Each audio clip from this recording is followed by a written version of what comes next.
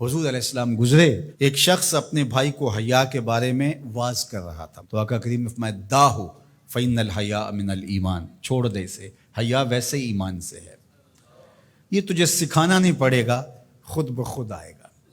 تو حیا ایمان کے ساتھ جڑی ہوئی چیز ہے، ایک چیز آئی تو دوسری چیز بھی ساتھ ہی مل گئی۔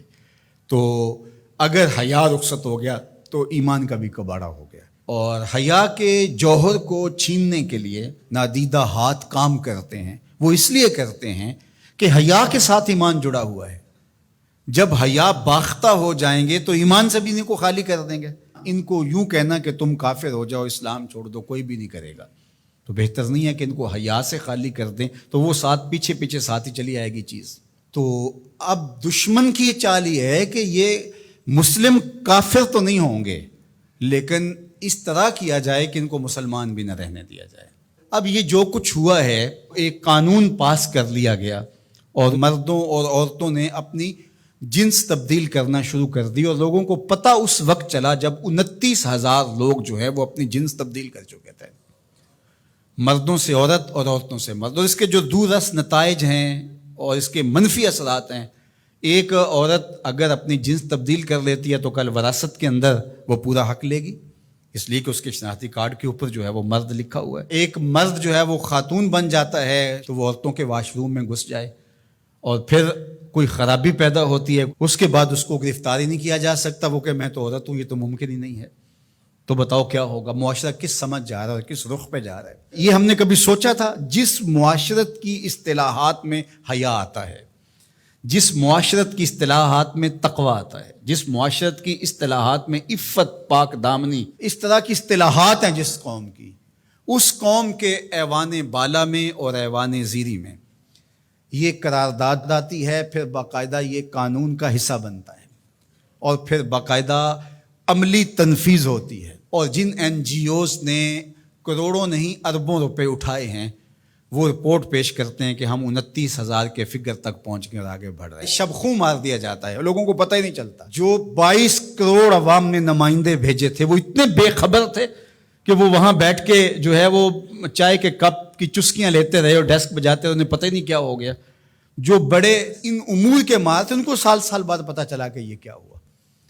تو یہ معاشرت کو اس گندگی میں، اس غلاظت میں دھکیلنے کے لیے سب کچھ کیا گیا، اس کو قانونی تحفظ فراہم کر دیا گیا۔ ہم جنس پرستی کی طرف، اور نہ جانے وہ لفظ نامانوس ہے ہمارے لیے، لیکن اب وہ سرایت کر گئے اس معاشرے کے اندر، اس پہ بات ہوتی ہے۔ اور ہم کہاں گر گئے ہیں، کس گڑھے میں گر گئے ہیں؟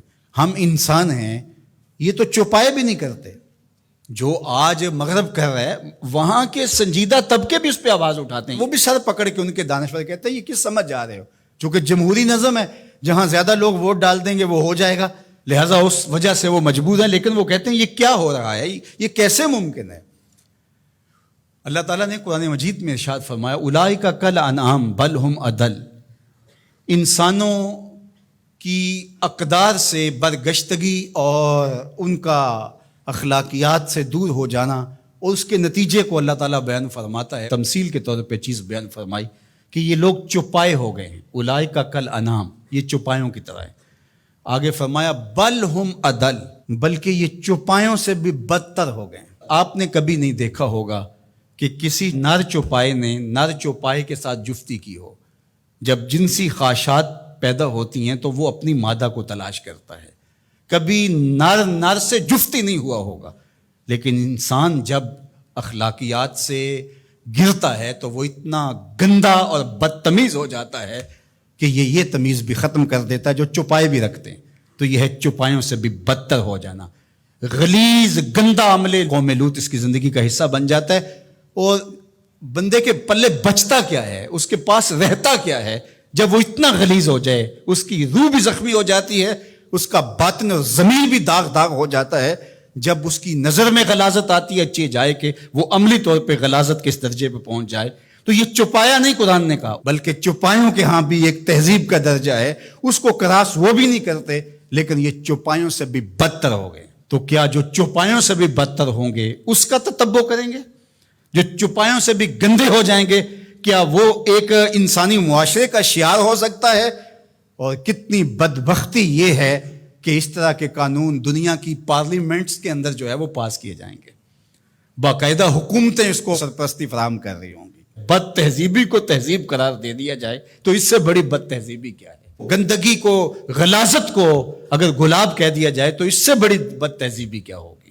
تو یہ معاشرت کی گندگیاں ہوتی ہیں، لوگوں کے ذہن کے اندر پنپنے والی گندگیاں مجسم روپ میں آ جاتی ہیں، اور وہ معاشرہ پھر انسانوں کا معاشرہ نہیں رہتا، وحشیوں کا معاشرہ ہو جاتا ہے، بلکہ وحشیوں سے بھی بدتر معاشرہ ہوتا ہے، بل ہم عدل کا عملی روپ بن جاتا ہے۔